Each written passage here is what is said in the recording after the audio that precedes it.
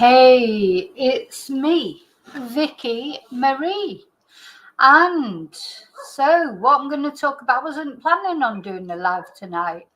But when I saw that Rolf Harris's wife had died, I thought, that'd be something interesting to talk about because, what do we think about Rolf's wife, Alwyn? What do we think about? Because she's stuck by Rolf Harris. Most of you, I don't think I have to explain really who Rolf Harris is, but this is him here in the picture in his heyday. That's his wife Alwyn and their daughter Bindi. And of course, Rolf Harris was at one point he was like a Jimmy Savile type, wasn't he? He was famous. He was all over the TV when I was a girl, when I was young. Oh my God, he was on the telly, all the time. He had pop songs. He was a painter. He painted the Queen. We're going to look at some of his artwork. He was one of the most famous people in television. And then, of course, it all came crashing down with the Operation U-Tree, which exposed Jimmy Savile after he was dead, of course, not while he was alive. Jimmy Savile never got held to account at all for his crimes. But Rolf sort of did, or did he? Because he didn't, he lived to be 93. He had a fantastic life. I think he served some time in prison. We're going to look at that. Or did he? Was he ever really held accountable? And his wife, Alwyn, she stuck by him all the way through all of it, even though one of his alleged victims, was only 7 or 8 years old. So, So let's chat.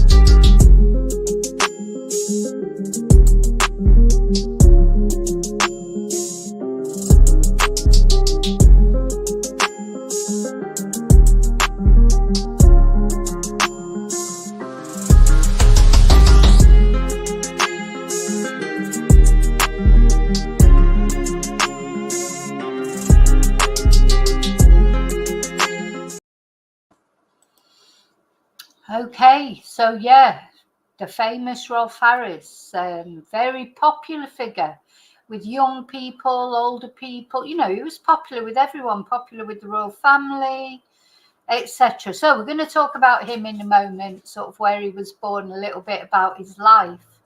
Maybe there's some of you don't know about him, never heard of him, maybe, I don't know. But anyway, I'm Vicki Marie. Good morning, good afternoon, or good evening, wherever you are in the world. Thank you so much for watching, for spending a little bit of time with me to talk. When these sort of things happen and it makes you think, and it's nice to talk it out with people or, see what other people think about. I'm especially thinking of Alwyn. What do we think about her? What was her attitude? And why did she stick by Rolf, even though some of the claims against him were really, horrible? So first of all, I just want to thank everyone. Thank you for watching. Thank you for liking. Thank you for being a subscriber. Thank you. Special thank you, as always, to all my members. And also, don't forget, we're going to be having first week in October sometime, a sort of a fun live where we're going to look at everybody's animal photos, pet photos. So I've received quite a lot of chatters pets that we're going to look at, and we're going to have a quiz on animals of some kind. in the first week in October. So send me into my email, which I'll put my email actually. Send your photos of your pets to my email, Vicki Marie Chats gmail.com, and I'll put them all together in a little video in the first week in October, and we'll have a fun live and have a look at everybody's pets. Okay, now I'm just going to say hello to everyone who's here so far, and then we'll get on with the stream. Hi, David. Yes, Animal Hospital. I mean, gosh, that was such a talking of pets and things like that. Animal Hospital, very popular program. So that was, he started off sort of doing his painting and children's entertaining. And the Animal Hospital was more in the twilight of his career, wasn't it? More as it was recent. Well, it probably wasn't that recent. It feels recent. Gosh, I mean, it was so popular, Animal Hospital. So he was one of those, just like Jimmy Savile, except, of course, Jimmy Savile was already deceased. So they couldn't cancel Jimmy Savile because he was already cancelled, wasn't he? Nothing happened to Jimmy Savile through his life. There was rumours, there was people were casting aspersions, but nothing ever happened to him. And Jimmy Savile was only exposed after he died. So with Rolf, though, it was different. So he did receive a lot of, he was uncovered. There was a lot of bad press and that. But he still lived to the age of 93, and he died at home, I believe, or certainly wasn't in prison. So, didn't do that badly, did he, really, for all the bad things he did? Anyway, and as I say, Alwyn stuck by him all the way through it, which to me is just a surprise. Why do these women do that kind of thing? Or men, or, but I think women who stick by men who have, actually abused children. How strange is that, really? And in fact, of course, one of the minors that he'd abused was a friend of their daughter. And even his daughter really stuck by him as well, didn't she? Anyway, we're gonna look into his story. But so this picture in happier times when Bindi was only young. Let me just tell you a little bit about Rolf Harris and his life. Now, of course, he actually was, even though he was famous more, especially in Britain, in Great Britain, he was Australian.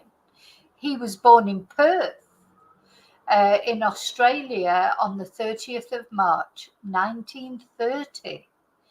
So, and he was 93 when he died. He only died last year on the 10th of May. So he was a musician, he was a television personality, he was a painter, he was an actor, and he was convicted in 2014 with the essay of 4 underage girls, which of course ended his career. So he had several pop songs. I say pop songs, I don't know if you'd call them pop songs, but he had several songs that reached the charts, etc. Top 10 hits, Tie Me Kangaroo Down Sport. I mean, sorry, but when you think about now, it's just ridiculous, isn't it? Tie me kangaroo down, sport. Tie me kangaroo down. I mean, how did that become a top 10 hit? But it did. I can't play it because it'd be all that copyright rubbish, but I might sing it again in a bit. Tie Me Kangaroo Down Sport. Just ridiculous song. And of course, another one was Two Little Boys. Now, Oh, which, he didn't actually abuse any boys. There were girls. I believe there was no boys included. But I loved that song when I was a kid. I remember it being on Top of the Pops. Wasn't that number one? Yeah, that reached number one in the UK. And I feel as if it was number one for a while, but maybe I'm wrong. And that was Two Little Boys Had Two Little Toys. Dee dee dee dee dee dee. And it was very sad because it was about going to war, wasn't it? Did you think I would leave you dying when there's room on my horse for two? Do you remember that? I used to cry when I listened because it's like quite, it's the story of these two little boys when they're kids, and they help each other about toys, and then they go to war. One saves the other one's life, and it's a very dramatic song. It's a lot better than Tie Me Kangaroo Down Sport. But and then there was Jake the Peg with his extra leg. Real classic songs. I mean, do you know what I mean? Like real classic songs. Hi, Seffi. But it's funny because I do feel it was like an age of innocence, wasn't it? That age, but we didn't know what was all going on in the background. All felt innocent, when I was young. That's how I feel. There was no, I don't know. Now it's like it's on everyone's sort of lips talking about child abusers and this, that, and the other. Sometimes I think Britain's obsessed by it, but I think that's what Jimmy Savile did. The case of Jimmy Savile. Now it's like everyone gets accused of it or everyone's suspected of it. But this was a different era. It was more of an age of innocence. Songs like Jake the Peg and his extra leg, and Rolf Harris talking about his didgeridoo and all that. They were like, you just, it was a whole different time because, someone like Rolf Harris, he couldn't, the entertainment things just won't cut it today, would they? But he progressed, he progressed with the times. He went on Animal Hospital. So he still managed to stay popular, didn't he? But yeah, don't you think that it's funny, those such innocent times, but it wasn't innocent, now looking back at what was really going on at the time was not innocent, was it?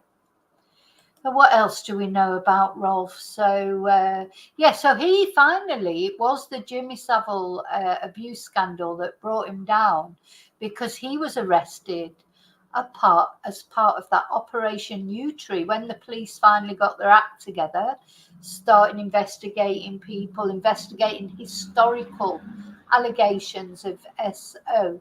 So does that mean that these were reported at the time, but nobody took any notice of it? And then just because of the Jimmy Savile scandal, that suddenly the police started listening to people? Anyway, he was sentenced to 5 years and 9 months in prison when he was convicted on 12 counts of indecent assault on 4 female victims between the ages of 8 and 19 at the times that the offences took place. And the offences took place between the 60s and the 80s. Now, he only served 3 years. Nearly 3 years he served at Prison Stafford. He was released on licence in 2017. Now, bear in mind that by the time he was convicted, he was the portrait painter for the Queen. He was like in with the royal family. He was like a Jimmy Savile of his time. He was, so he had honours, he had, you name it, he had it. So all those were stripped from him. And then, of course, all his TV programmes had to be taken off the air. And that must have been a shame for the Animal Hospital ones, because they were still popular. The reruns weren't allowed to be played. Now, and they weren't the only offences, because there was also other offences. But one was so one of those offences, one of those convictions involving the 8-year-old girl, was overturned in 2017, and he tried to appeal against the other 3 girls, the convictions against the other 3 girls, but that was refused. So yeah, so he was born in Perth in Australia. I'm just trying to see, how did he end up coming back? How did he end up coming to Britain? So his parents had emigrated from Cardiff in Wales, so his parents were British. And I'm just wondering, I'm just trying to fast forward here, have a look how he ended up coming to Britain. So apparently he moved to England in 1952 when he was 22. And that's when he started working at the BBC. And yeah, so that's where he started his career, on the BBC. And he worked with the ITV2. I'm not sure where he met his wife. Let's see if I can find it. Just trying to find out where he met. I can't see that on here. Hang on. Personal life. Yeah, so Alwyn was a Welsh sculptor and jeweller, and he married her on the 1st of March 1958 in London, and they had a daughter. So that's how they met, and they got married. Now, so he fell into ill health later on, and he in October 2022. So he was released from prison. When was he released from prison? Was he released from prison before he got old? Yeah, not before he got old. Before he got really ill. He was out of prison. He was at home, in his home in Bray, Berkshire, which we'll have a look at later. They lived in a beautiful house. You know, I don't know that and he was 93 by then, so you do expect maybe to have some illness at 93. And apparently he had neck cancer. He was unable to talk, and he was being fed via a tube and required 24-hour care. So he must have, I don't know what his financial circumstances were. But so I don't know if you remember when he died, but his death was not announced, was it?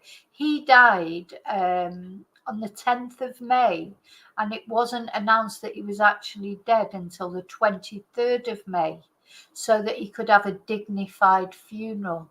It's amazing how they make all these allowances to, convicted paedophiles, basically. Just like so that he can have a dignified funeral. Anyway, his death certificate gave the cause of death as neck cancer and frailty of old age. So he had all these awards, lots of awards for his art, etc., and they were all taken back. Hi, Just Me. Oh yeah, I remember that swimming commercial. Hi, Moonbeam. Yeah, I remember that swimming commercial. It was weird. You wouldn't want to go swimming with him, would you? Well, you wouldn't send your children off swimming with him. Yeah, did you hear the Chihuahua, David?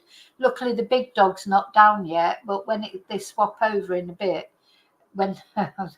if the Chihuahua starts again, but you can hear it, can't you? It's up the road. You can hear it from here because I've got the windows open. I've got the windows open because I'm determined not to put on the air conditioning because it's September. So even though it's 30 degrees, according to my computer, I'm refusing to put the air conditioning on. But I tell you, it's tough not to put it on, but I'm not putting it on because God, if you saw my last electricity my last electricity bill. God, so I'm not having that this time. So I've got the windows open, so you will hear you won't hear my dogs until the big dog comes down, but you'll hear the Chihuahua up the road. Little shit it is. Oh God, yeah, Len Fairclough. I'd forgotten about him from Coronation Street. He was another one. Oh, there was loads of them, weren't there? You know, it just seemed like one after the other. It was a question in the end of who wasn't a child lover, you know, of these sort of old school famous people, wasn't it? So let's just have it. I'm going to just take that photo off and let's have a look at an article. We're going to have a look at the Daily Mail because I've got some good photos in there.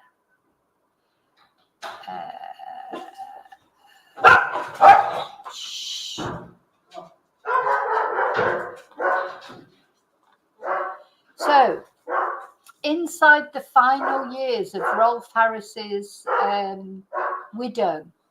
So, the reason I'm doing this video really is I want to know what you think. Do you have any sympathy for Alwyn?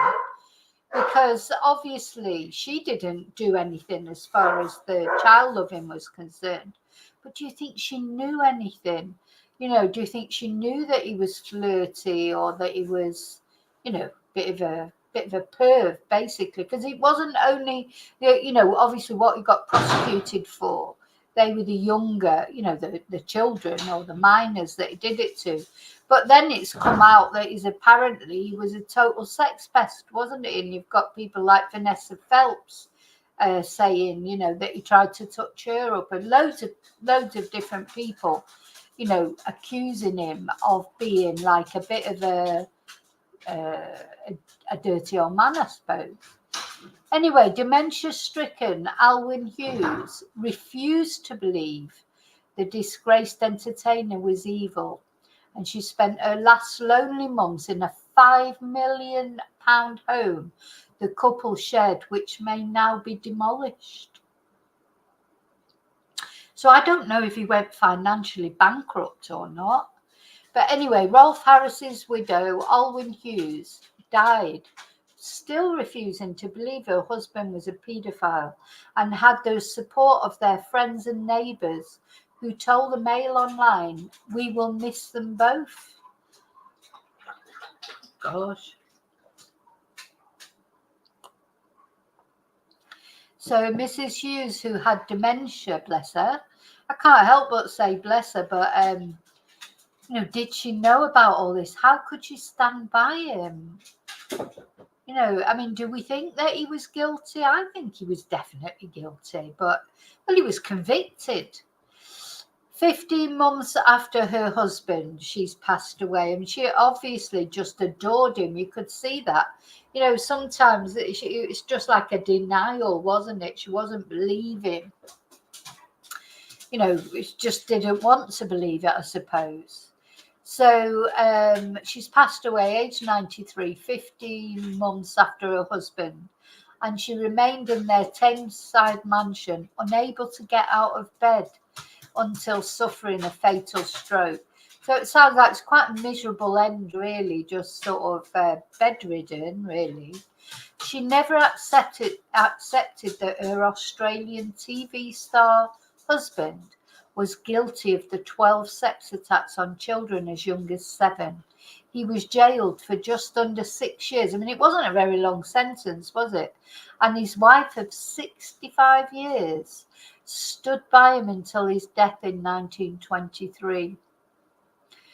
I'm just going to come back to the chat, make sure you're all okay. I've not missed anybody. Yeah, I think he was guilty. I do think that. Oh God, yeah, Tony Hart Moonbeam. I remember him as well. What was that? Take Heart or something it was called. Oh, probably that was another one. There must have been like a club of them or something, I think. Because they all, you know, well, we know what the BBC's like, you know, and since then there's been Hugh Edwards. And on ITV there's been Philip Schofield. You know, there's always something coming out. Anyway, the couple are survived by their only daughter, Bindi, 60, who largely stood by her tarnished father, insisting he was a flirt from a different generation. So a flirt from a different generation. Well, there's a difference between flirting and being a child lover. That's not flirting. And you know, it was a different generation. It was a different age. We've talked about it before. You know, really, these men got away with murder. You know, like any job that you worked in, there was always the guy to avoid with the wandering hands. You know, but you never went. You couldn't go and sue them for sex discrimination or for harassment because you didn't have those laws then. It was just you just had to sort of try and avoid them, put up with it, try and keep out their way. But every time any office you worked in or any place you worked in where there was a lot of people, there was always at least one, if not more, that had the wandering hands, you know, and it would be talked about, you watch out for him because he's a bit of a perv. But it wasn't like something you would have thought of gone to the police with. You just sort of got on with it. I'm not saying it's right. I'm just saying that's how it was then. That is how it was. So she also accompanied him to court during his trial each day. And Alwyn stayed at their home in Bray in Berkshire. I mean, Berkshire, that's where I lived in Reading. I mean, it's a beautiful place. Could not leave the house that local estate agents expect to be sold off for millions. The property is in one of the UK's most exclusive riverside locations, and it could be demolished and replaced with a new mansion. Yeah, these places by the river, like I'm not sure exactly where Bray is, as for you know, but if you're walking along the Thames and you've got Windsor, Caversham, etc., going into Henley and that. I mean, the properties by the side of the river are absolutely beautiful. So yeah, if somebody didn't want the actual mansion, the land, you know, would be worth a fortune. So one near neighbour told Mail Online, it's very sad to see her go, but the past few years she's been bedbound and had no quality of life. We will miss them both.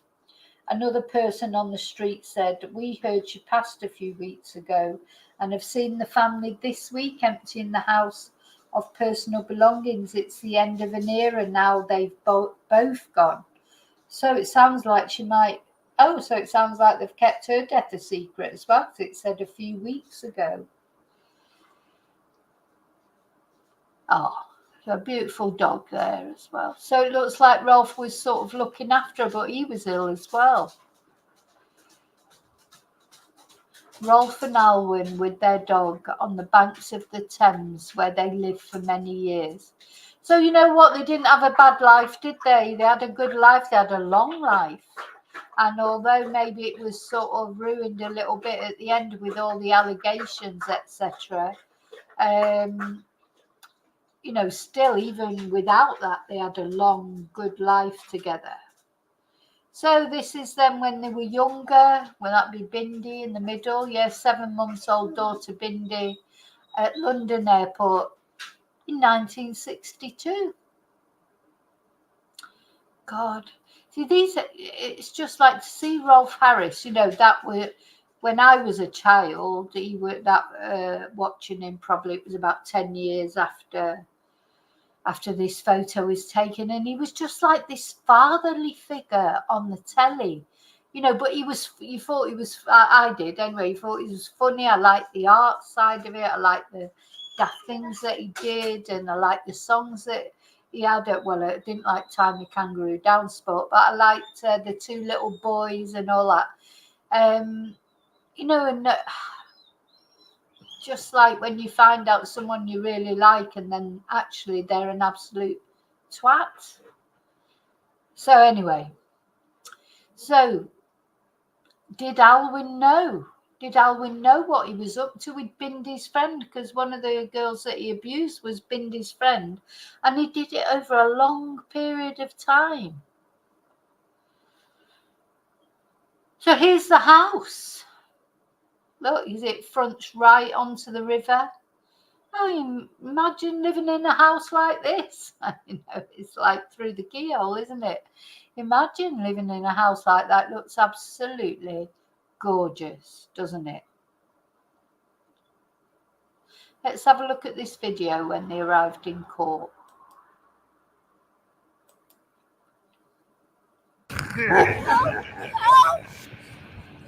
Sorry, isn't it?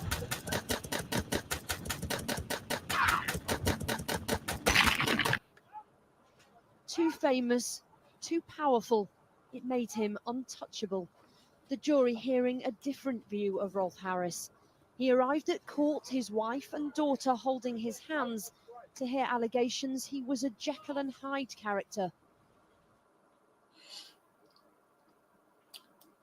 Yeah, because the thing is, what happens, do you know, when these perpetrators get older, you see him like that and you could almost feel sorry for him because he's an old man, but of course he wasn't an old man when he was doing all these things. He wasn't an old man then. You know, he was, oh, why is that not? Right, I'm going to have to come out that, hang on. You know, why, oh, it's disappeared, hang on.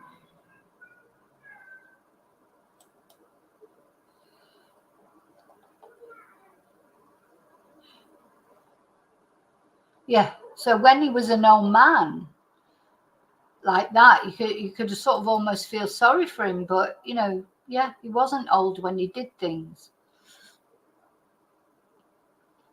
So what do we think? I mean, do we think that, let me just share that again because I had to cut it off. Hi, Darren.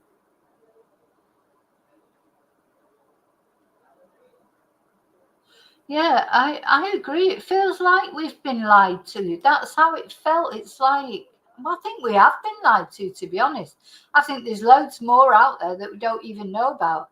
And a lot of them will be to do with like royalty and things like that. There's loads.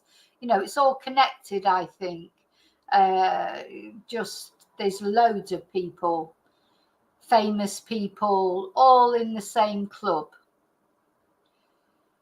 So a local estate agent predicted today that the family home would be sold very soon and executors would be lucky if it sold for £2 million now, as it was in poor condition and had a dark cloud hanging over it. I mean, the thing is, although that's a beautiful property, take a lot of upkeep, wouldn't it? You know, not only financial upkeep, but you'd need a gardener, or you'd be spending a lot of time doing the gardening yourself. You know, it's got loads of rooms and it's got, you know, as much as I do think that property is beautiful, I'm a bit like, when I look at that, I just think, oh God, who's going to do the cleaning, you know, because it's bad enough with my house. I haven't really got a big house, but it's on some, you know, different floors, and it's a lot of stairs and it's a lot of cleaning. You just have to do it bit. It just drives me mad. I'd quite like to have just a little square room, you know, that that it was easy to clean, that I could clean in sort of like, you know, an hour instead of it taking me hours and up and down stairs, especially in the summer. It's a nightmare. Here we go.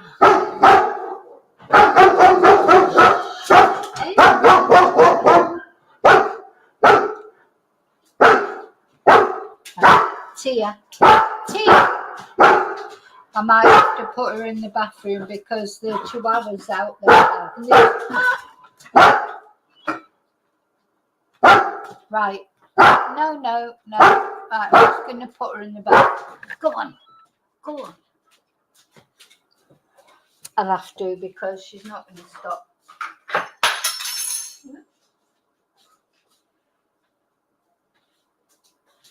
Right, that's it. You have to. That's what happens.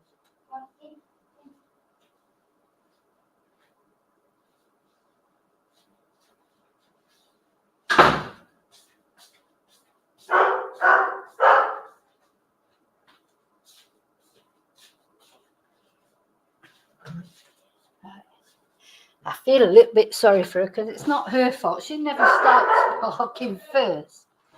It's the other one. Hi, Jojo.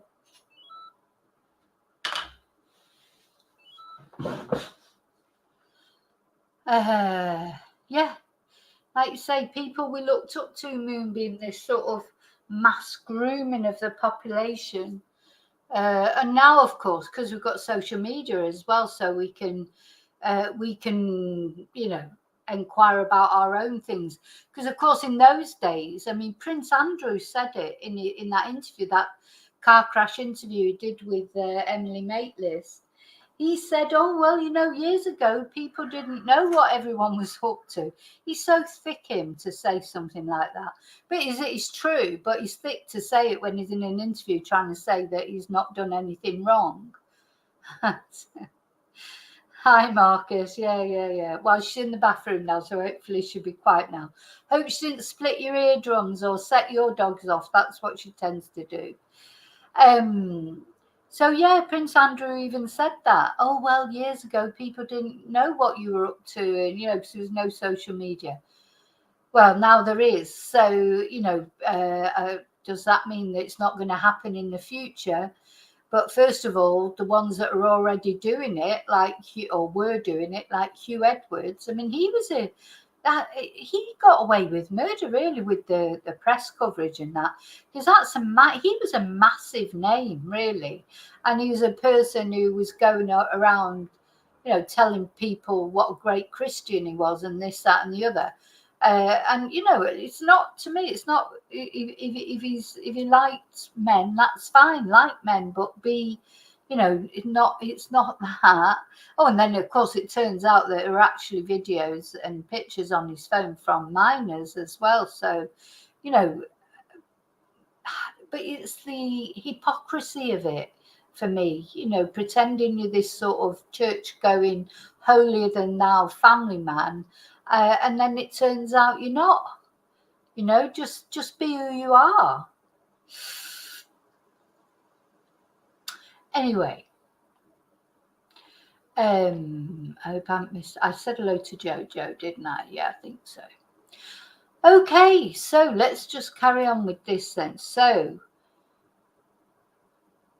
that's them a few years ago by the look of it, when they were a bit younger, in their garden in Berkshire. Yeah. I mean, do we feel any sympathy for Alwyn? I mean, I don't think we feel much sympathy for Rolf, because obviously he was the one doing it. But why do we think Alwyn stuck by him, even though, or do you think she really didn't believe that he'd done it, or do you think she was just in denial? Oh, and that's them in 1967. Gosh.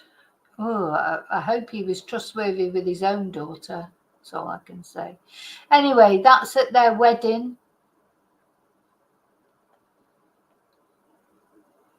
Oh, they seem to like these big poodles, don't they? She chose a poodle as a bridesmaid.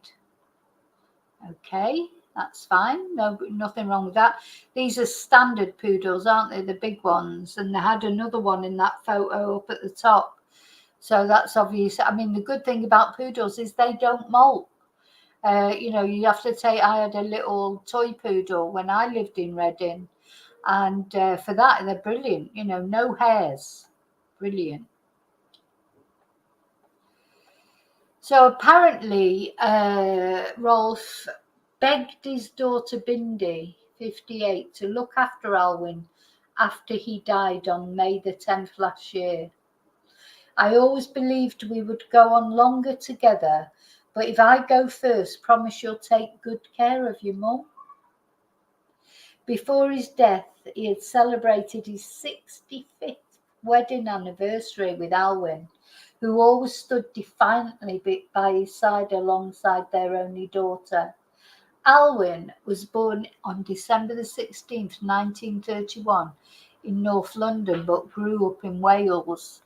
A jeweller and a sculptor, she met Harris in the early 1950s at an art school in Kennington, South London, before marrying him at St Saviour's Church in Paddington in 1958. She was known for her eccentric clothing and is even said to have had a poodle as her bridesmaid. Well, we can see that there.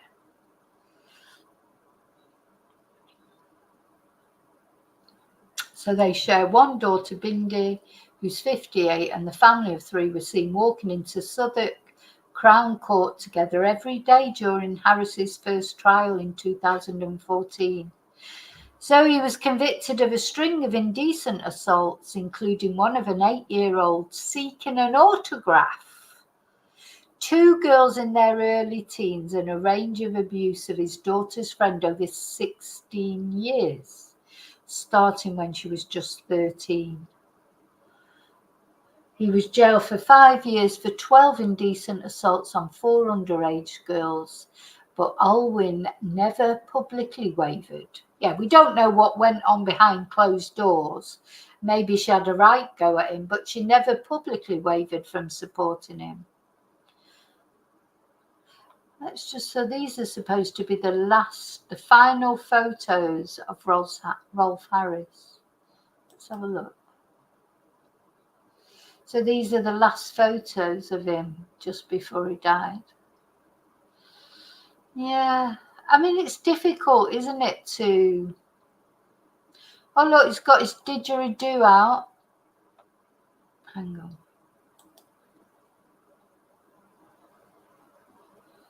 It's jumping about, sorry, hang on. Not sure why it does this sometimes, I don't know.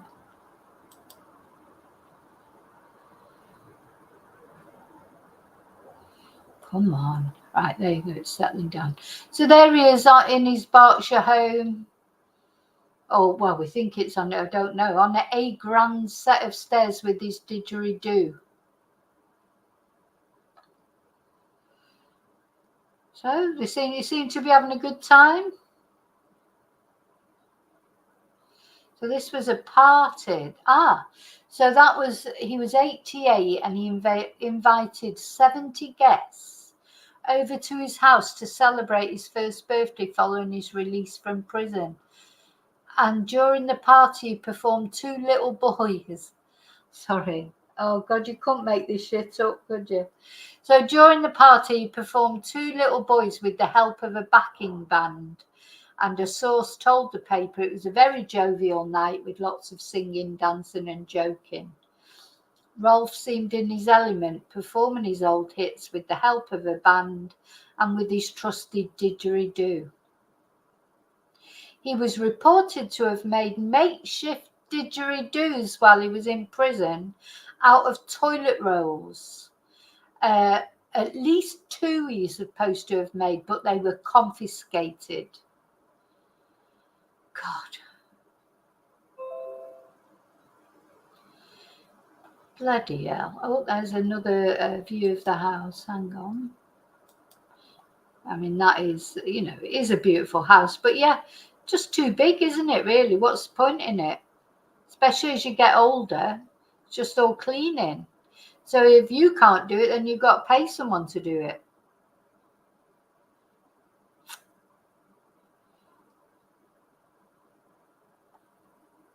Oh, let's have a look at this. So this apparently is a video of him and Jimmy Savile. 2 child abusers together.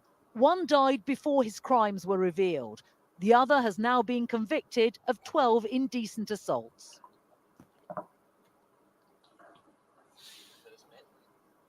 Several weeks, he says, but Rolf Harris wasn't telling the truth.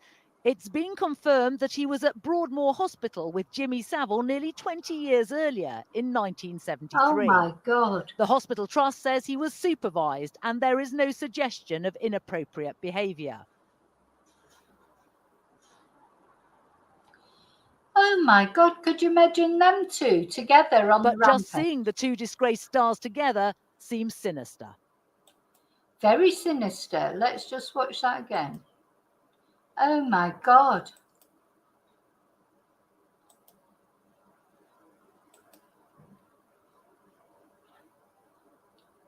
Oh, hang on, let me... Two child abusers together. Oh, yeah, when I stop it does that. Sorry. Hi, One Pauline. died before his crimes were revealed. The other has now been convicted of 12 indecent assaults.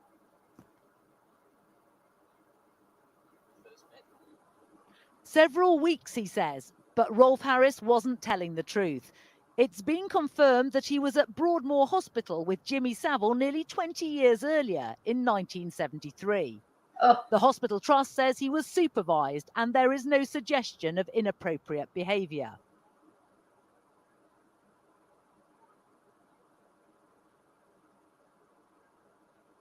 But just seeing the two disgraced stars together seems sinister. oh, it does. It's disgust. Gives you the chills, doesn't it? Just gives you the chills. Seeing them two together. Oh, God. I think that's him with Prince Charles as well. You know, this is it. Well, Jimmy Savile, he was sort of everywhere and with everybody, wasn't he? And he had the key, didn't he? Didn't he have his own keys to Broadmoor or whatever? I don't think Rolf Harris had that, but it is horrible to see them together, isn't it? You go just like, oh my God, just awful. But anyway, right, let's have a look. I've got another article that I want to read out to you, and then I've got some. I want to talk a little bit about his art, because the only thing that I would say about Rolf Harris is that he was a damn sight better than these bloody royal artists that we seem to be having today. You know, painting King Charles and painting Catherine. Oh my God! And have you seen that awful statue that's been unveiled of the Queen and Prince Philip, a bronze statue in Ireland? We're going to look at them because at least Rolf was a better artist. That's the only thing I'd say about him. But we just read this Sun article, and there'll be a video, I expect. Just it makes me laugh, the Sun. They do make me laugh because look, pedo's wife dead. You know, they don't mess about. They don't. You know, they don't trip over the words. Just pedo's wife dead. But let's have a look. The wife of disgraced paedophile TV star Rolf Harris has died aged 92, 1 year after her husband. Alwyn Hughes stood by Harris when he was jailed in 2014 for 12 indecent assaults on 4 underage girls between 1968 and 1986. They were married for 65 years prior to Harris's death in May 2023. Hughes had previously been pictured in a wheelchair and was reportedly suffering from Alzheimer's disease in her final years. She attended every day of Harris's initial trial alongside their daughter Bindi. She was a jeweller and sculptress, born on December 26, 1931, in North London. The sculptress grew up in Wales and was known for her eccentric clothing, as well as her decision to have a poodle as a bridesmaid. Hughes first met Harris in the early 1950s while they both attended art school in Kennington. The pair later married in St Saviour's Church in Paddington in 1958. Hughes stuck by her disgraced husband through the proceedings and his subsequent jail term. Harris was convicted of 12 sex attacks on girls as young as 7 and was handed a jail sentence of just under 6 years. Now, you know, of course, it's always sad to see anyone get old, and when they're old and they're ill, it's always sad to see it, you know, but they had, you know, at the end of the day, they had a lovely life, you know, lots of money, lovely home. And he wasn't actually exposed until well into his later years, you know. So, you know, they did all right, really. There's a lot of, you know, we all get old, and people get old, and it's a shame for everybody. People get Alzheimer's or get other debilitating illnesses, and they don't have the money that they had, and they haven't had maybe the life that they had before that. I with Alwyn, I just can't decide. I just think, is she so completely in denial that she just you know, how can you turn a blind eye? You know, I think you can turn a blind eye to your husband having an affair, you know, with a woman, not a child. How can you turn a blind eye to that? I don't know how you can. But we don't know what went on behind closed doors. Maybe she just came from that era where people always stuck together, and you know, or maybe she genuinely decided that she didn't believe it. She didn't believe what these things about him. You know, who knows? But they did seem to be high old bod. They did seem to be, you know, like thick as thieves, didn't they? They did seem to be so close, and that's hard to believe that almost hard to believe that she didn't know anything. Or did she sort of suspect but turn a blind eye? You know, sometimes people can't face up to these kind of things. Who knows? But anyway, they're together now, wherever they've passed on to the next world. Rolf Harris, he'll be, you know, hopefully be paying for whatever he sins in this life, in the next life. And now Alwyn's sort of followed him up there. But what I wanted to look at was some of the. So he painted a portrait of the Queen. Now, in another stream a couple of weeks ago, I was talking about one of my students who's when her parents died, when their dad died, who was the last parent to die. There was some arguments about money with her and her brother, and anyway. The good thing that came out of it, or the poetic justice, if you like, was that her brother, when he'd invested in art from Rolf Harris paintings. When he got this money, or got some money, he bought a load of Rolf Harris artwork. You know, before obviously all this came out, you know, when Rolf Harris artwork was worth something. Of course, now it's not, you know, it's not even worth the canvas it's painted on, is it? But it was quite poetic justice, really, because apparently this, but you know, obviously I only have one side of the story. But my student was telling me, you know, he hadn't been very nice to her, and he'd invested his money in Rolf Harris's art. And it was like, yeah, talk about karma. Because God knows what he's done with it. He's probably took it down the tip or something in the end. But Rolf Harris was a good painter. I mean, that's one thing, you know, you couldn't say that he wasn't, really. And I'm going to show you the painting that he did of Queen Elizabeth. Just let me put some windows down.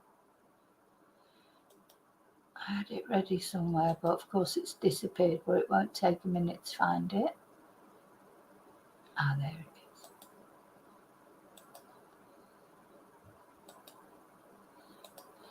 So Rolf painted this portrait of Queen Elizabeth. Now, it is a good painting, isn't it? I believe she was very happy with it.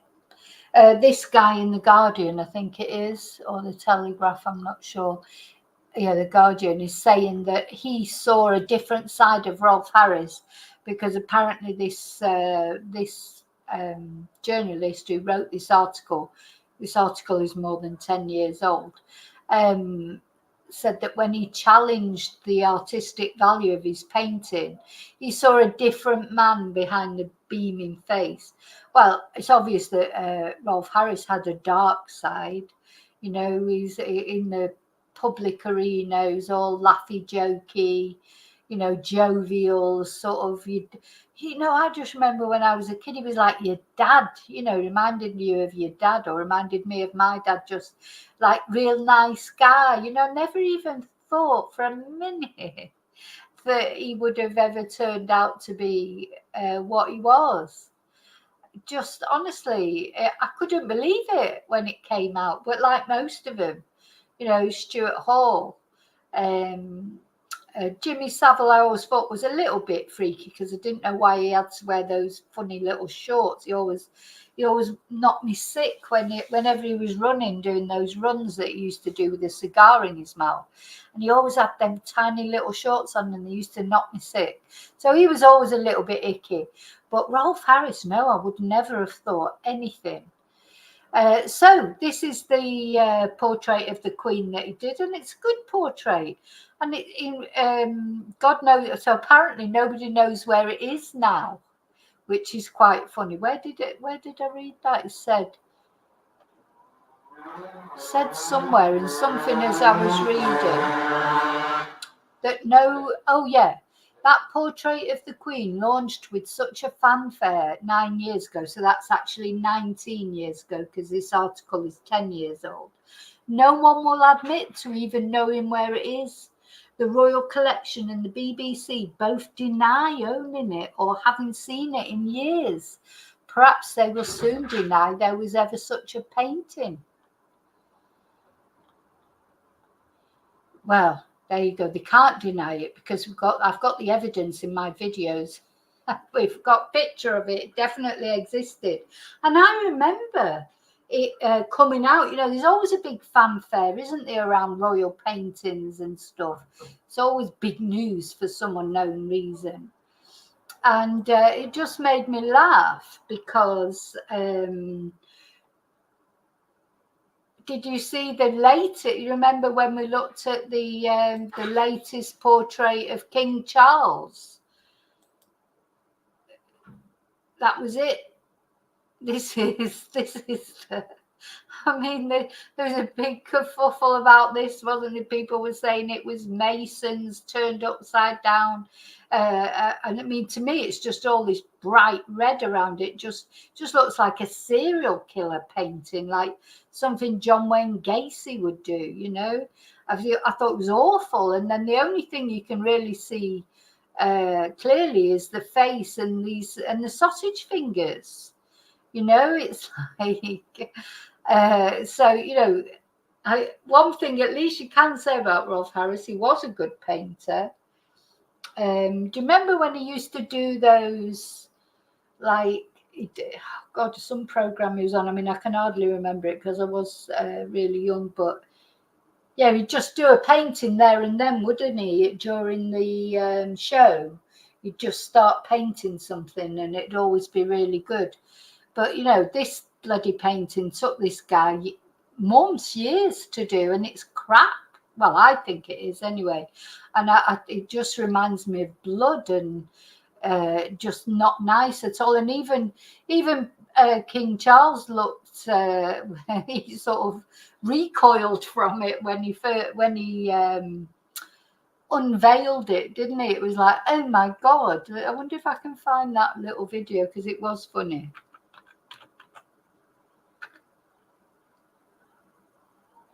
Oh God, as soon as I started typing that in, it came up. So yeah, let's have a look at this unveiling.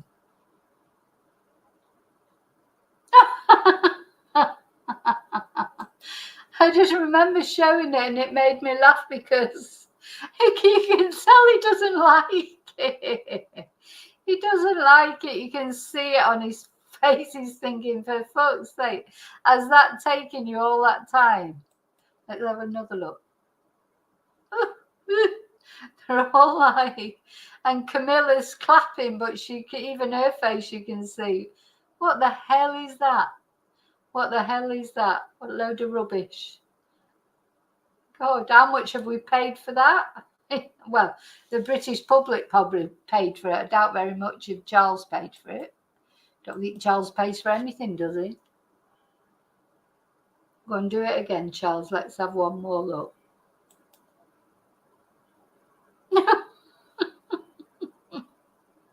I just imagine when they were on their way home. Can you imagine the conversation? Well, not that they lived together, did they? They lived separately. But if they were in like the limousine on the way home, can you imagine the conversation? And you'd have Camilla going, you know, I thought that was awful. Whatever. But anyway, that's that. It tickled me anyway. Sorry, I hope I haven't offended anybody who might be a royalist. Yeah, David. Tales of unexpected. And yeah, he probably had an old can of red paint that he's had knocking around for years, and he thought, oh, that'll do. And he just chucked it at the. I mean, it's just awful. So. Anyway, that's not the worst one. That's not the worst one, though. Probably it is. I don't know if you saw poor Catherine. Now, how can you go wrong? You know me. I'm not a royalist, but even I can see that Princess Catherine. She's an attractive woman. Like, how can you go wrong with Princess Catherine? But apparently, you can. So, did you see this painting of Princess Catherine? Oh, yeah. I mean, it doesn't look anything like. Let her out of the bathrooms. I had to put her in because she was bad. Look. Looks absolutely nothing like Princess Catherine.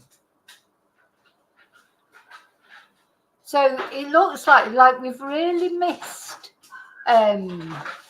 Rolf Harris. We've really missed him because they can't find a decent art.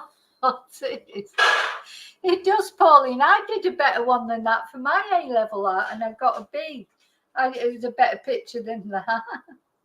I mean, it's got no depth in it. It's got doesn't look like her. If somebody showed you that and you didn't know it was supposed to be her, she looks like the Snow Queen or the Witch of Narnia or something, from the Lion, the Witch and the Wardrobe. Looks absolutely nothing like Princess Catherine. It's an insult, to be honest. And again, how much has that cost? A portrait of strength and dignity.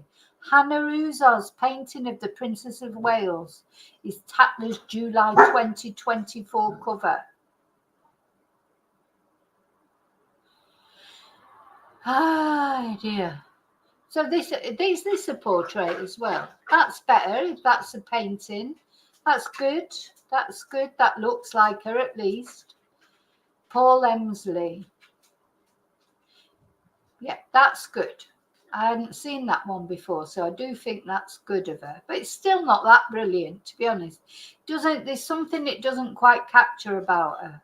But anyway, it's better than this load of shite, isn't it? It's like, I mean, look at that. Good God. Awful, awful picture, I think. Looks more like Meghan. Yeah. Well, God, don't tell Catherine that. That'll cause an absolute storm, wouldn't it? And then even worse, just when you think it can't get worse, because you just think, well, how much are all these portraits costing? Are these like people? How these people getting these contracts to make these paintings? It honestly makes me speechless, because you think, doing a royal portrait is supposed to be, do a good one, for God's sake. I mean, you're talking about something that, you talk about the royal family where, it's like, I'm just speechless. I could do a better one of that. I've got better drawings than that on my wall of my mum and dad and our dogs and everything. I can do a better drawing than that. I'm not very good at painting, to be honest. Painting's not my thing. But I certainly could draw a better picture than that.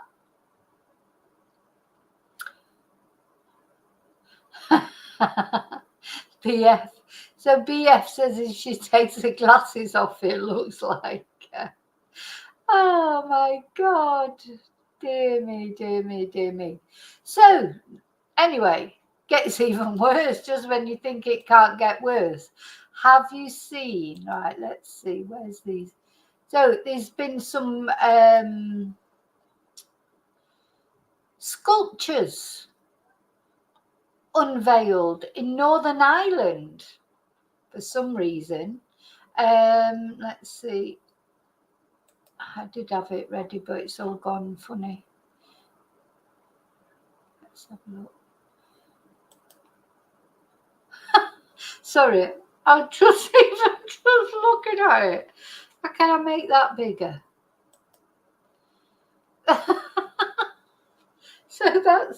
So it doesn't help that it's been raining, because it looked like he had a big dewdrop coming off his nose. Oh dear me. Look at his face. He's probably. Have we got any sound on this? Hang on. Let's go back to the beginning. I'm supposed to be Queen Elizabeth. He looks like he's got a cold.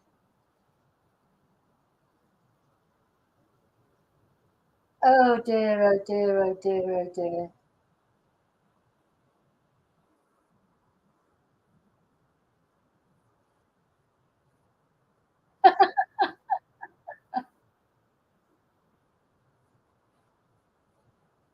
Well, they were small. The corgis are quite good. Is it? What of it? No, it isn't. It's not. Oh, this is the other video anyway. Oh, was I saying? No. Hang on, let me put the. It started putting a different one on. Hang on. Let's go back to the original one.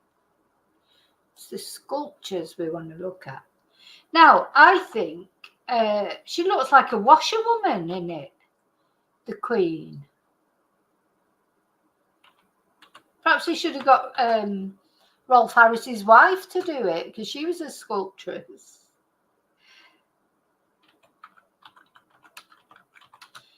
Just, I mean, that'll have cost a fortune as well. They're bronze.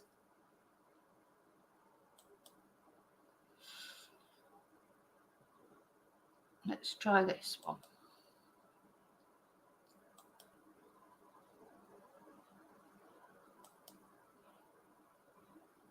Oh, sorry, it didn't come up. All right, hang on.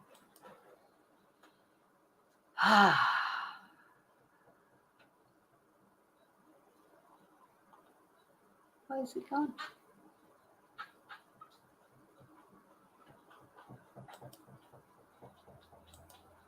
Let's try again. So, divides opinion. Sculpture of the late monarch standing alongside Prince Philip and two corgis was erected in Northern Ireland last week, but there was scathing feedback on social media, as there always is about anything. Some claiming it. Oh, come on. That doesn't look like the Queen.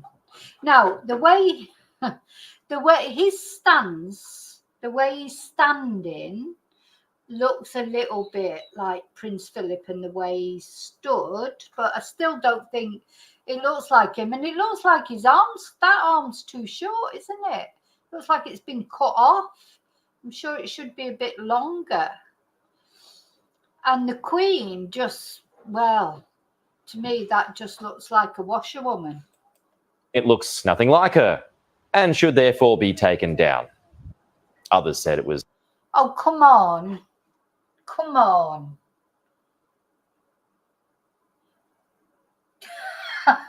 Who thinks that looks like the Queen? Do any of you think?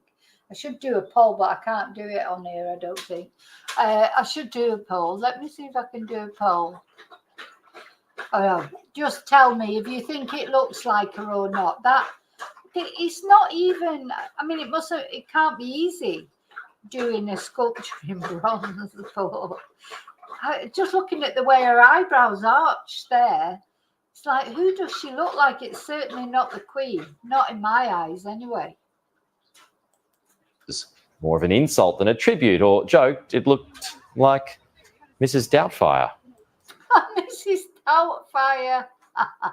Oh, and I saw that somebody said it looked like a hyacinth bouquet out of Keeping Up Appearances. And then looking at that now, you can see behind her, that looks nothing like Philip. The only thing that looked a bit like Philip was the actual stance, a little bit how he used to stand. But the face looks nothing like him. And what on earth made them choose to do a bronze statue of the Queen with a headscarf on and on one of her shoots or whatever?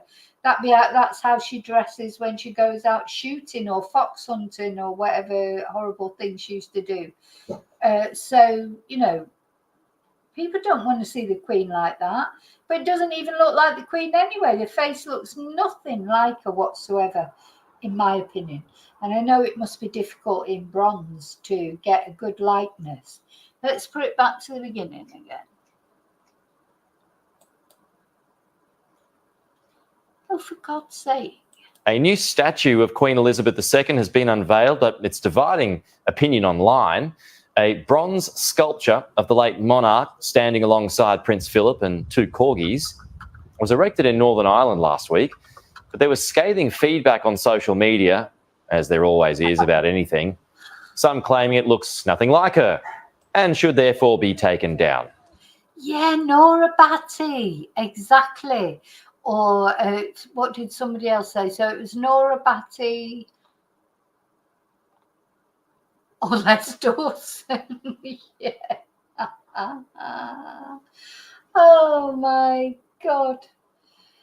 Dear me. And yeah, the corgis are good. The corgis are good, at least. You're going to make me hungry, Heather, saying that you're getting I can't remember the last time I had an Indian takeaway.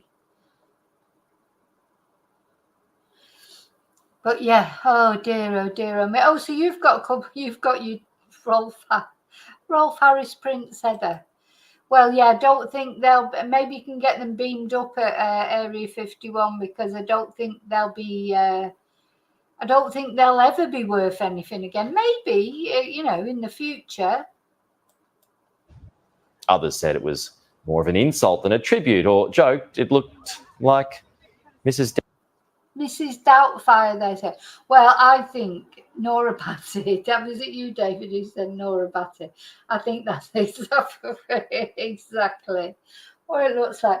So in some ways, we are missing Rolf Harris, because we've had the rubbish painting of King Charles, the rubbish painting of Princess Catherine,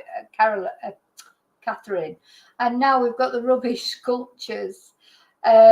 What's going on in Britain? Where's all our artists gone? We used to be good at art. Having said that, they were all pedos, but never mind.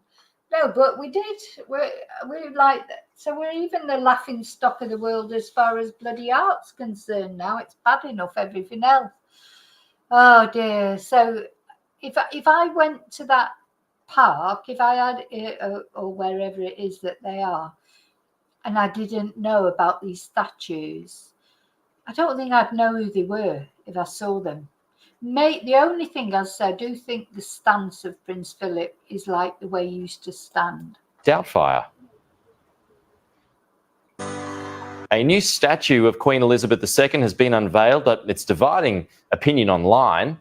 A bronze sculpture of the late monarch standing alongside Prince Philip and 2 corgis was erected in Northern Ireland last week, but there was scathing feedback on social media, as there always is about anything, some claiming it looks nothing like her and should therefore be taken down. Others said it was more of an insult than a tribute, or joked it looked like Mrs. Doubtfire. Oh dear, oh dear.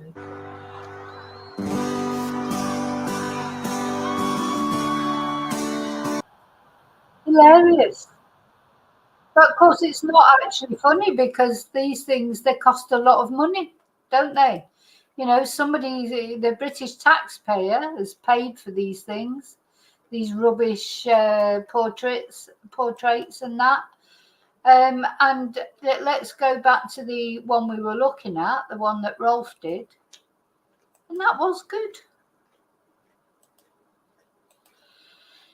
Unfortunately that it turned out to be a child lover, because that's a very good portrait of the Queen. I really do remember it coming out and all the fuss around it, and and thinking, yeah, he's captured the Queen, hasn't he? It looks like her. Wonder where it is. It's probably in the toilet in Buckingham Palace. Or maybe they've made Prince Andrew take it to where he lives. Or maybe they gave it to Harry and Meghan as a wedding present.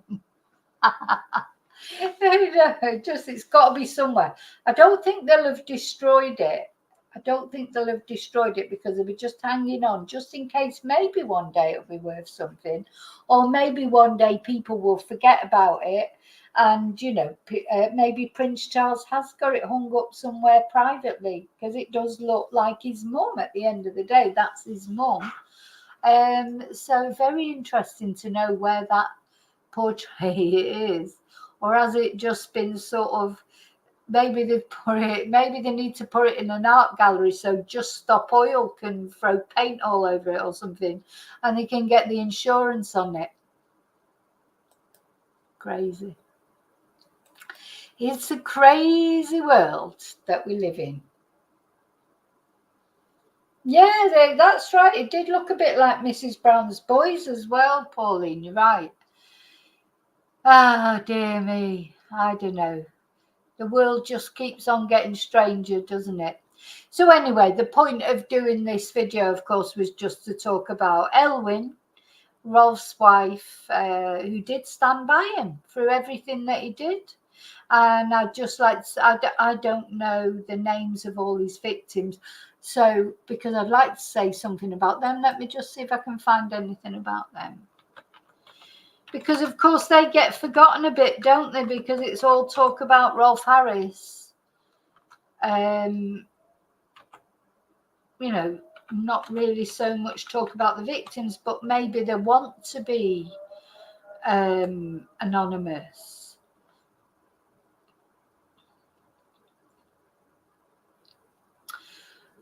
So it's saying here that, we know about Vanessa Phelps. These are other victims, not the ones he was prosecuted for. 2014, she alleged that he assaulted her while she interviewed him live on the bed during an edition of Channel 4 morning programme, The Big Breakfast. And Linda Nolan alleged that he groped her when she was 15, when the Nolan sisters were his support act in South Africa.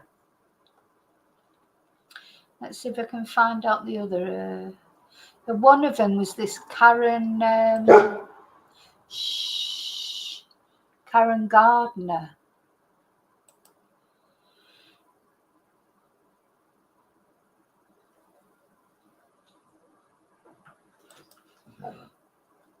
So let's have a look. I haven't seen this Has any of you seen this documentary? I don't think I've seen it unless it's on Netflix. I saw something on Netflix. Rolf Harris, Hiding in Plain Sight, includes the story of victim A, who was a family friend and was instrumental in gaining a conviction against him in 2014. And her grooming started from the age of 13. And this was key evidence that led to his downfall. So this is in this documentary, Hiding in Plain Sight. A number of other women will also talk about degrading and awful treatment that went on for decades in the television industry, as they claim he groped women whenever given the opportunity.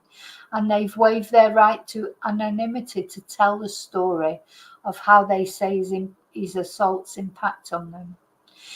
So I'm going to look out for that. I did see something on Netflix, but I don't know if it's that particular documentary.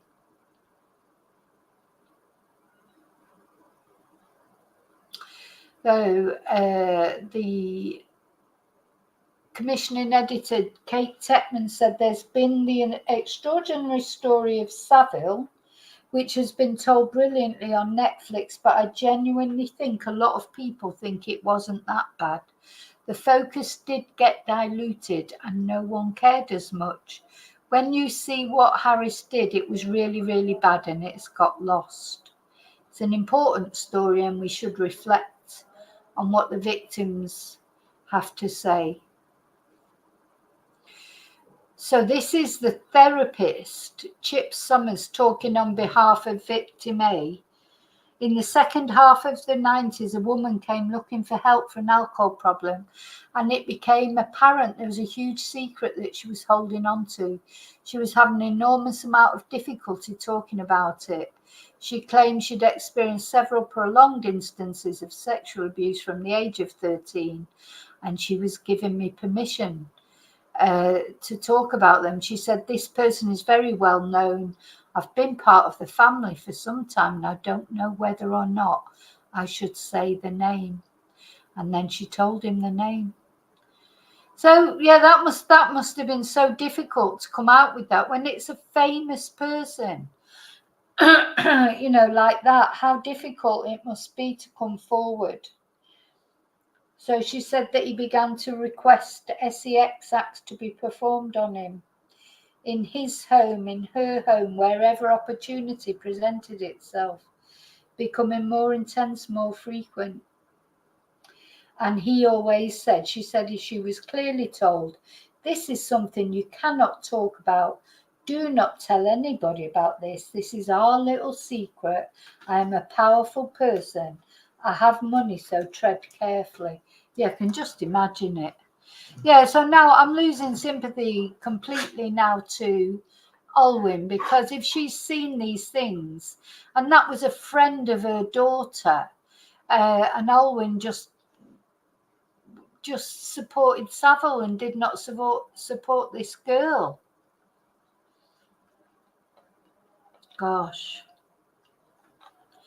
And this is a family friend, Chris Brosnan, said I was privy to more predatory behaviour than a lot of other people would ever seen. The shadow began to creep in and crept out more and more.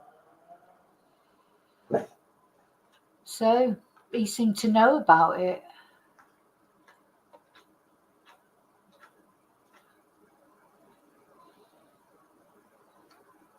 And even in front of Alwyn, he would take a woman's hand and then hold their hand and pull them in closer to him, and then he'd start kissing them all the way up their arm, and then he'd get up to their neck and he'd be kissing their neck. And he was doing that in front of Alwyn. So what do you imagine that he was doing when Alwyn wasn't there? Oh, I remember I was driving Rolf back from the BBC, and there were two schoolgirls in uniform walking along. I'm driving the car, and Rolf out of the blue just says, "Jesus, couldn't you just F-U-C-K the pair of them?" Good God.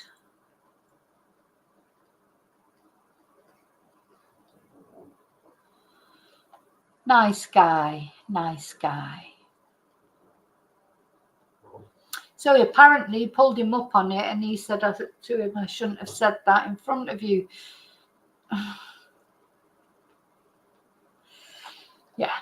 So he's not a nice person. And actually, now that I'm glad that I've done this video, because now I'm thinking, I'm sorry, Alwyn, but you should never have stuck up for him, because, you know, it's women who stick up for their partners. Or men, I suppose, if it was the other way around, but it doesn't happen so much the other way around. But it's women that stick up for their partners. That's what allows it to happen. You know, years ago, a girl that I shared, you know, like a student place with for a while, she, you know, there was some issues in her family with her sister and her father.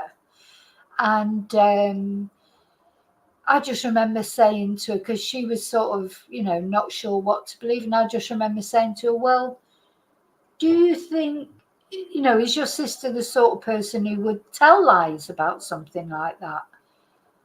And she just said, "Oh, well, no." So I said, "Well, then really, she's probably telling the truth."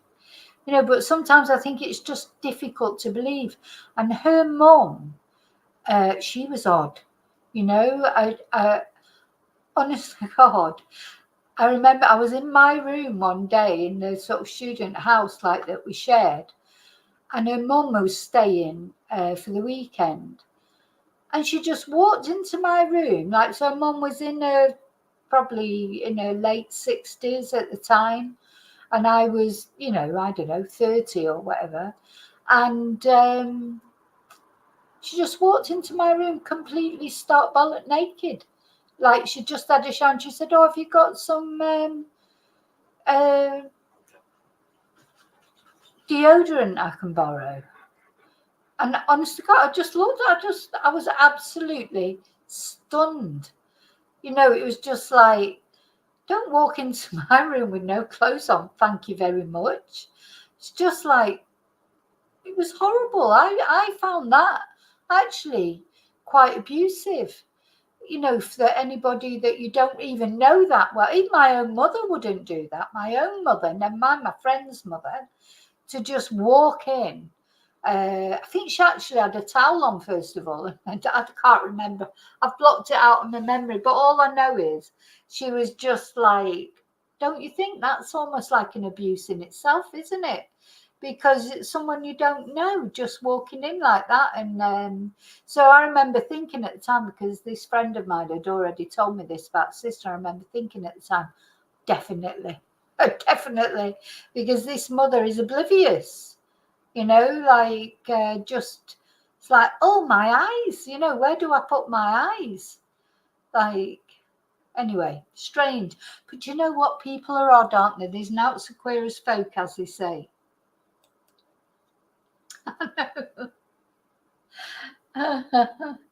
Pauline.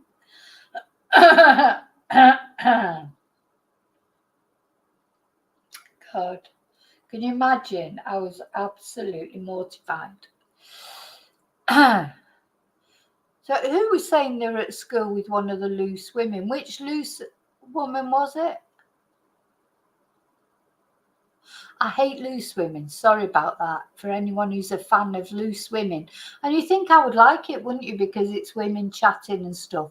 But I really dislike it. I can't stand Janet Street Porter for a start. I'm not keen on the Nolan woman. And I'm trying to think if there was ever anybody on there that I actually enjoyed watching. Don't think there was. So I never watch it anyway now, unless they've got a really interesting guest on. But wouldn't ever, I can't even remember the last time I watched Loose Women. I don't like it. I don't like, I don't know. I think Janet Street Porter is the worst one on it. But people like it. It's a popular program. Yeah, who does watch it? Because I don't actually know anybody who likes it.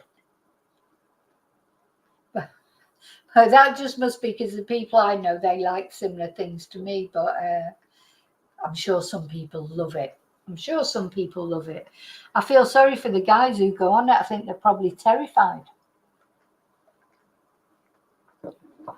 Also, I think they're quite bitchy between themselves. Sometimes, like if you've got a group of women like that, they're supposed to stick up for each other, aren't they? But sometimes women aren't very nice to other women. I don't like that. So, yeah, I don't know. Okay, I'm waffling on a little bit now. So I just thought I'd come on and talk about Rolf Harris's wife. And I'm glad I came on. I sort of talked it out. And now I'm at a point where I'm thinking, I'm sorry, Alwyn, I don't feel sorry for you. Because you knew exactly, probably even knew what he was doing. It sounds like he was an outrageous flirt, even in front of her. So for me, sometimes people cover up things like that, don't they? They do it publicly and like, oh, big kisses and this, that, and the other. And then, so when they do things like behind people's backs, people think, oh, that's just Rolf. Rolf's just a flirt. But at the same time, he's trying to grope somebody under the skirt or whatever, and it's not all innocent what he's doing. So, Pauline, Pauline, you're making me laugh. Jane Moore, which one's she? I don't know who she is. Let me have a look for a picture of her.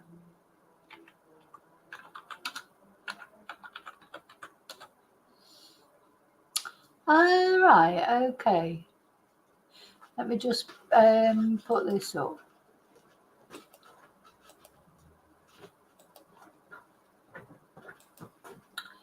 Yeah, I don't like this one either. The whatever her name is. Yeah, and I don't like Jane Moore. Don't like I don't really like any of them. So, God, there must be some of the loose women that. Oh, I'll tell you what I used to like, but of course she's not on it anymore because. What are you doing? So the dog's thrown all the cushions off the chair so she can get comfy. The one that I did used to like, but unfortunately she has died now, is the one that used to be on the OXO adverts. But she had cancer, didn't she? Linda Bellingham. Linda Bellingham.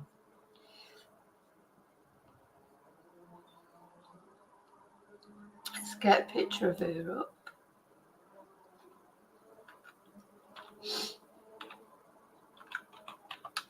And that was probably the last time I ever watched Loose Women. Jesus, when she was on it.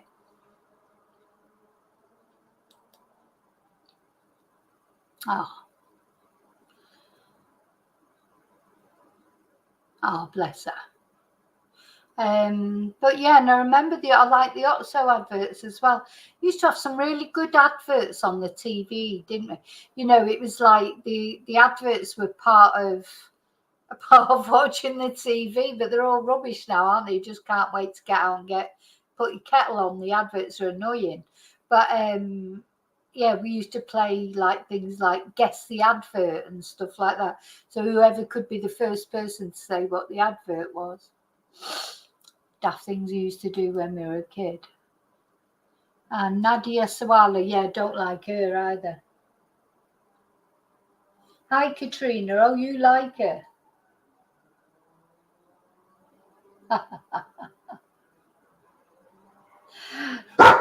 Hey, stop. You like Nadia, but yeah, I'm not keen on her, I'm afraid. The only one, as I say, I liked was Linda Bellingham, and then I don't think I've ever really watched it since then. Who else is it? Oh, I quite like Denise Welsh. She's all right. She makes me laugh sometimes. But yeah, Janet Street Porter, forget it.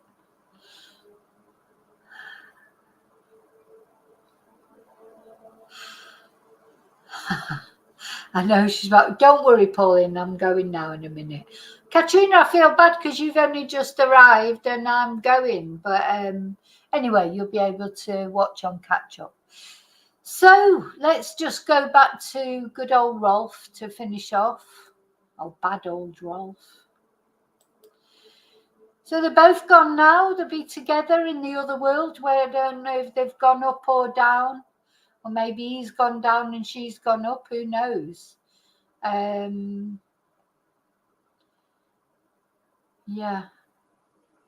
The thing is, in the end, just because she's old and she was frail and she had dementia and she died, you know, housebound, and just for that, I want to feel sorry for her. Oh, but that's what I was going to say. Because getting old is scary and getting ill and everything is horrible for everybody. And, you know, it's just human nature to feel sorry for people. But just because somebody's old doesn't take away from the horrible things they did when they were young, you know, as far as Rolf Harris is concerned. So, you know, do we still feel sorry for people just because then they're old and infirm? But when you look at what happened earlier, we can't feel sorry for them, can we? So, you know, my human nature does feel sorry for her, because probably in the end it was all quite pathetic. But really, she was all about Rolf, wasn't she? All she cared about was Rolf. She didn't care about his victims. It was all just her and Rolf. So, yeah, no, I don't feel sorry for her. I've decided. Okay, I'll see you soon. Oh, you've been listening. Okay. Right. Now, take care. Remember to look after you, because you are the most important person. And please remember to like. And if you're not subscribed, please think about subscribing. And I'll see you really soon in the next video. And until then, as always, may your God go with you. Tie your kangaroo down, sport. Tie your kangaroo down. Bye. Good night.